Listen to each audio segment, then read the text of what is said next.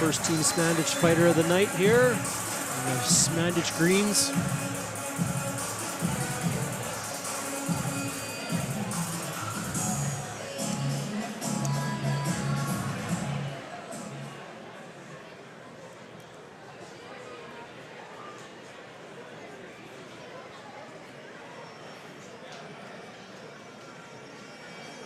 As we move along the card here, the fighters with a little more experience. So this is our fourth bout.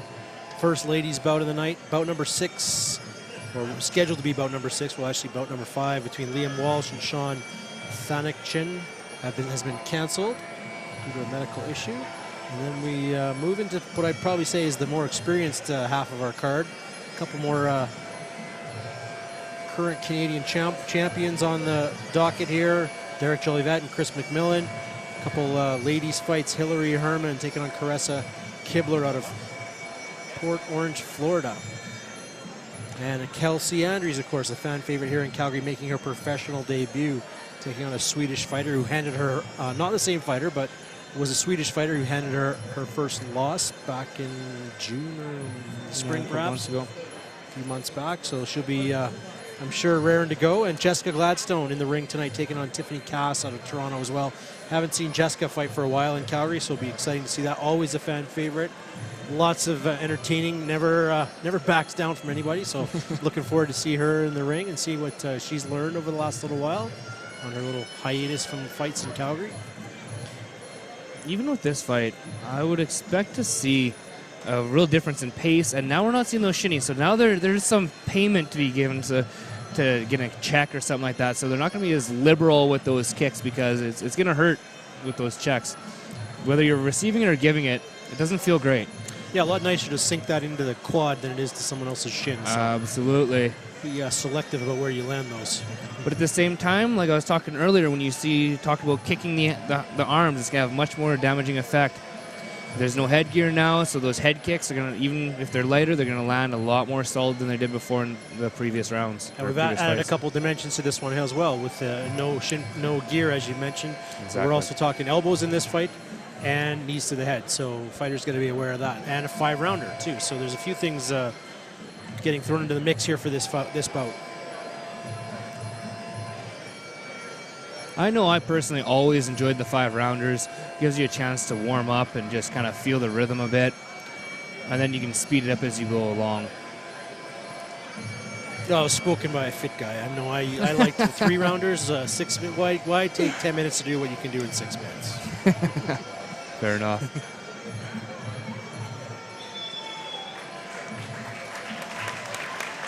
So expect a bit more of a traditional style from Steph. Or Yumiko is a little bit more kickboxer oriented, a little bit more active out of comparatively from what I've seen. I've never seen them fight together, but from their kind of video reels, she's been a little more active, definitely more hands oriented. I suspect this is the first 5-rounder for both these girls, if I'm not mistaken. So we'll see how they adjust to that. I'm sure that's something they're very aware of, and they're going to come out, a little probing and test the waters here as they get going. But then again, at this weight, they have a lot more energy than I've ever had. Absolutely, isn't that the truth, right? Yeah, we're talking a couple 120-pound ladies. I often find that the ladies' fights, even no matter how, even the, like Kelsey Andrews and other fighters up at her weight class, 147, seem to have a lot of energy. So, ladies want a good clean fight, obey my commands at all times. And touch gloves, do so now.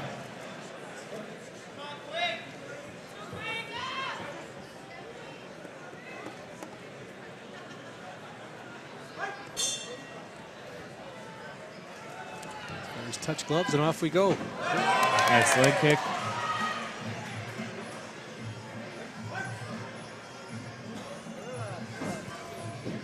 Nice.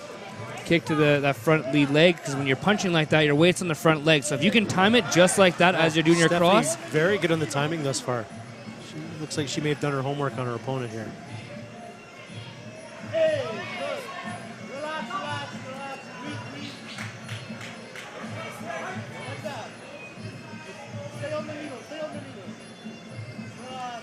Yumiko very, very bouncy. That's a second or third time down off balance. So Stephanie seems to have her timing.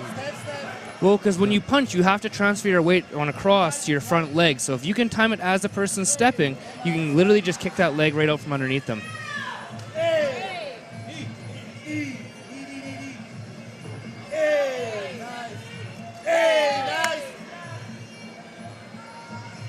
See some nice clinch work. Some good clinch work, yeah. Steph has a superior position at that point, I believe, with double ends.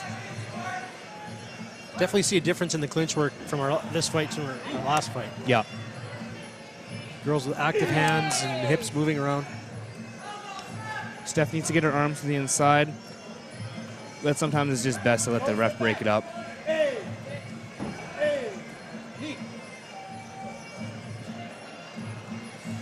Spin into the corner. Nice to see the ref letting it go, though. I've seen a lot of amateur fights where they just break it up instantly, so they're giving the girls a chance to play, but even in these earlier rounds. Yeah, they need a little time to gain their position and try and land something. As long as they're moving, I mean, I don't mind seeing the clinch go a little longer. Yep. A quick first round went by very quickly. Just heard our 10-second clacker. Moving to the last 10 seconds of the round. That one's in the books. Good pace to that one. Stephanie Quigg timing some good shots. Yumiko down a couple times with her balance. I think lots of energy. I don't think there's going to be any issues of these girls going right to the end.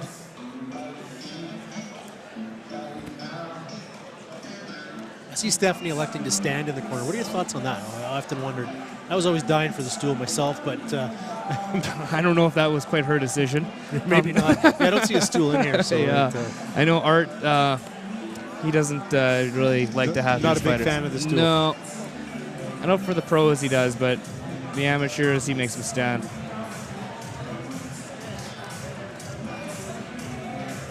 Let's see some of our replays here. Yumiko very bouncy. There's a second time reaching on a lunging punch. I think again, both girls seem to adjust. Women seem to adjust their tactics here a little bit based on who they're fighting as the round went on. And that'll be the key for Steph. When he gets in that scramble, make sure you set up for the clinch. After a certain point, it's going to happen. So you have to ensure that you get a good footing. We're seeing Yumiko change her plan now to the kicks. Nice, I'll kind of change the game plan. Yeah, a couple nice kicks sinking into the legs. Good high kick. And notice no counter back. It's really difficult because when you hit, you get pushed back. So it makes it really difficult to answer back with any sort of kick.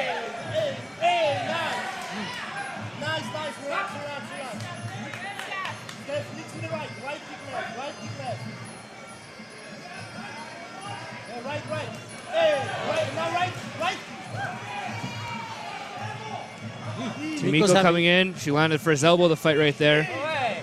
With I believe it was a 10 from the spinning elbow. She's having some good success backing Stephanie into the corner. Stephanie's into the corner a lot. Nice right kick by Steph. Swinging elbow, and then eats it with the left. Steph is doing a good job of jamming that up a bit, but Yumiko's definitely pressing. She has to counter. Just like that. Switch kick to the arms. And see, no counter right away.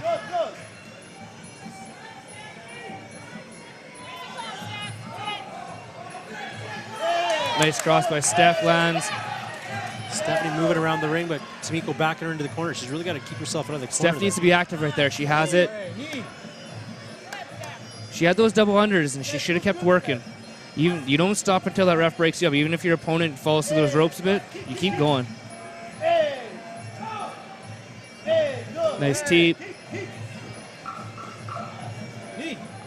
Coming to our last 10 seconds. Stephanie really seems to be counter-fighting a little bit in this case. That's always been her style, but her timing's really good, and she's doing a fairly good job of nullifying when she's coming in, but definitely what didn't have the edge as much as the first round.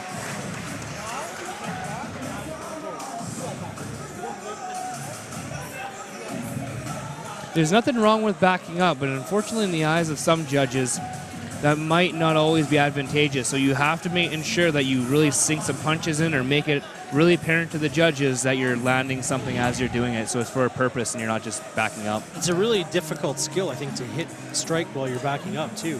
I think of Matt Embry out of Toronto from Exactly. Slam number 1, who's a good counterfighter. Seemed to be always backing up, but a fantastic fighter and very skilled at doing it. So I mean, that's a guy who's well over 30 fights and some time in Thailand as well. So Stephanie Quigg seems to be going down that path as well, using that technique. We're going to do our third round. This bout brought to you by Global Steel, Teams Managed Muay Thai, the Clinch Fight Shop, and the Duga Martial Arts, Advanced Metal, and United Communities. Third round scheduled for 5. So Steph needs to spin. She needs to make sure she gets it. There she goes. Now work.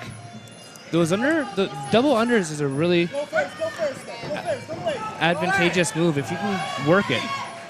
Yumiko seems to be not afraid of the clinch here either. She's coming in the clinch and she's very active hands in the clinch. They're moving all over the place. What's happening is she's pushing her up against the ropes, and Steph's hips are going out underneath the rope, so she has no leverage to actually turn.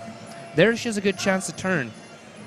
But unfortunately, they're not active for a prolonged period of time, and it just gets broken up. Stephanie's spending a lot of time on the ropes with her back on the ropes. So she needs to keep it in the middle of the ring a little bit. There we go. Now she's active. Get that leg out if she can, but Yumiko, comes in.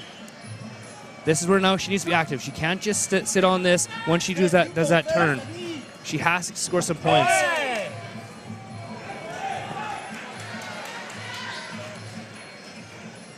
A few little sloppy elbows there from Yumiko, looking for the spinning elbow. This is where she needs to be active.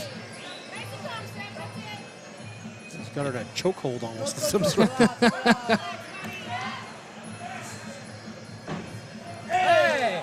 Just spinning one again.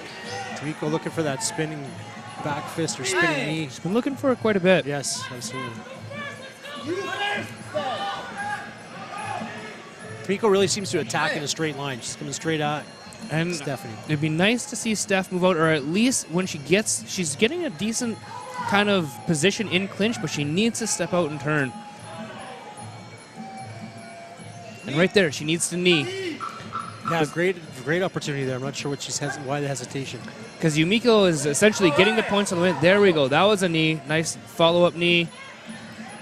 But without those follow-up points, all the judges are seeing is Yumiko charge in, get some points, and then it just gets sloppy and messy. And then nothing scores. Nothing scores at that point. Yeah, some damage might get done back and forth, but in terms of the judges, what they're seeing, no one's really scored one way or another. So at this point, all that's happening, especially in this last round, Yumiko's just coming forward, getting some points on the way in, and then it's just nullifying from there out. A good round. These girls are looking fit. They're not going to slow down here. We're going to have a quick look at our replay. A lot of time spent in the clinch in this round. It'll be interesting to see what she does, because either there's two options, really. They can tell Steph to be more active in the clinch when she's getting those positions, or to try to nullify Yumiko's power come in. So with a T side step, with a knee. Yeah. So really, it'll be interesting to see what her corner tells her to do, because she has two real options as I see it. Well, let's see if she adjusts her game plan here. Yumiko very aggressive, coming forward, landing some shots into the clinch. Yumiko working her hands onto the inside, looking for that dominant position. She's got it. Nullified there, just in time, nobody scoring. Ooh, nice high kick. Nice high kick. Go, Steve. All right. Again, sloppiness. The fans calling for no. Yumiko should be called the Tasmanian Devil. Man, she's aggressive. Just keeps coming. His hair and gloves and feet flying. She needs to step off the ring. You can hear Steph's corner getting a little bit frustrated. Yumiko really pushing the pace here in this round. Nice kick through the hands. Nice cross. She can step in. Again, this is that point where no matter what really happens, there's not a lot of knees or points being scored. We see some good clinch now, but it gets broken up. Go, two-step, go. All right. Another option for Steph, too, is just nullify that clinch immediately. Yeah, grab a hold. Time. Yeah. We're going into the last 30 seconds here of our fourth round. So this is where you see her leg should be tying up Yumiko's other leg, opposing leg, and just really nullify it. You see some fighters do that. Nice catch. Nice hanging on catch. the kick, yeah. Great Now we need maneuver. to see some knees by Steph. Good. And Yumiko is in a bit of a position, but she breaks out. She's doing a good job of cross-facing. She's definitely establishing herself as a stronger opponent. Steph is trying to get that. She's timing it well, but unfortunately, Yumiko's is running through that switch kick. Fourth round in the books. This bout brought to you by Global Steel, Team Managed Muay Thai, the Clinch Fight Shop, the Duga Martial Arts, Advanced Metal, and United Communities. Coming into our fifth and final rounds. 5 rounds of 2 minutes of women's full Muay Thai. The amateur level. Stephanie Quigg out of Calgary taking on Yumiko Kawano out of Toronto. Krudar.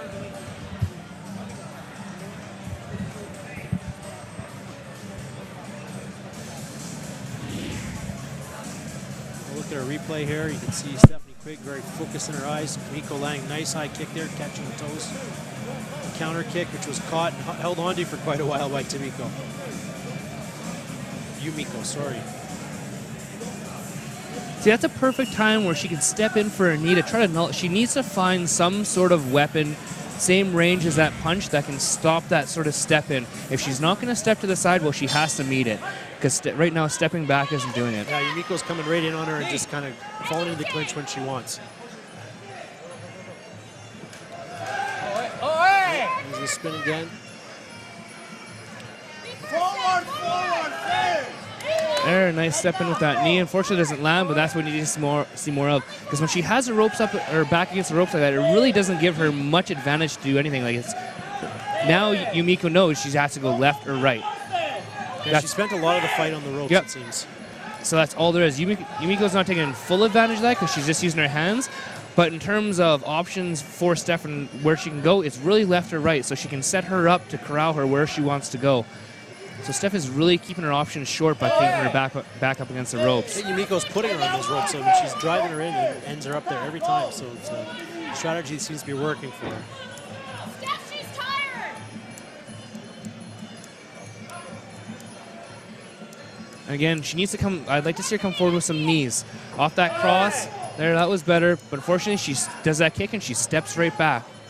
She needs to fill that gap when she hits her opponent. Because all that's going to happen is that after she finishes that technique and she steps back, her opponent's just going to step in. Last 40 seconds of the round, our fifth and final round. Oi!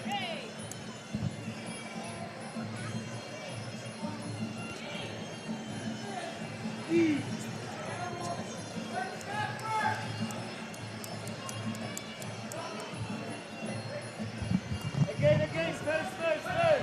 Hey, like that. Hey, go, keep going. Like that, go.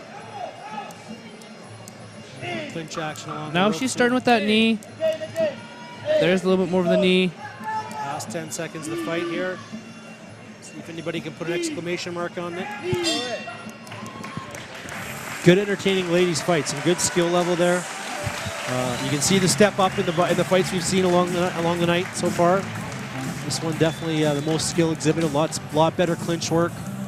That was a fantastic example of switching it up in between rounds. We see her come out, Yumiko in the first round. The hands aren't working the way she wants to, and the Yeah, and style she that was- she's coming out. She was slipping, getting off balance. She really adjusted her game plan And- kept her aggressive style, but a little adjustment to it. Oddly enough, she actually went back to her original game plan, but what she did is by kicking, she threw Steph off her game plan. She was able, through the kicking in the beginning of the second round, able to back up Steph. Once she was able to back up Steph, she went back to her game plan that she was comfortable with, and that was that punching and stepping in. Yeah, and she executed on her game plan. I think she took that fight, in my opinion, so we'll see what the judges say. I'm not sure if professional broadcasters should be giving their opinion all the time, but I like to, so. And I always like to hear yours too, Cody. I definitely have Yumiko on this one.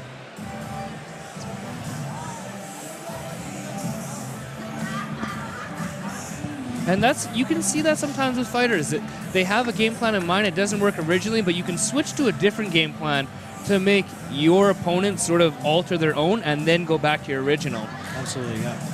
Yeah, I mean, it's all about being adaptable, especially in a 5-round fight. You've got a little more opportunity. The 3-round fight, it's tough to make too many adjustments unless you're, experienced fighters who probably aren't fighting 3 rounds. So the young guys that are fighting 3-rounders they're just trying to listen to their corner and get over the nerves and remember what they learned in class. And we'll make too many adjustments. So this bout here, our fourth bout of the evening, brought to you by Global Steel, Team Spanish, Muay Thai, the Clinch Fight Shop, Naduga Martial Arts, Advanced Metal, and United Communities, a ladies 5-round bout between Toronto and Calgary. Again, as I mentioned, we had one bout canceled here. Liam Walsh and Sean Thankachin. We're going to move in after this bout to another ladies bout, another 5-round, 2 minutes. Hillary Herman taking on Caressa Kibler of Port Orange, Florida. Should be an exciting fight. You can see a pretty big difference in experience. Hillary Herman rocking the 4-0 record, 5'11", tall, 147-pound woman, taking on 5'7", 17 wins, 13 losses for Caressa. So Caressa been in the ring a lot of times, 30 times to Hillary's 4, but Hillary's got a pretty dominant record in her 4 times in the ring. So I suspect the matchmaker saw something there that. Once again, ladies and gentlemen, put your hands together this time in support of the ladies fighting it up for us tonight.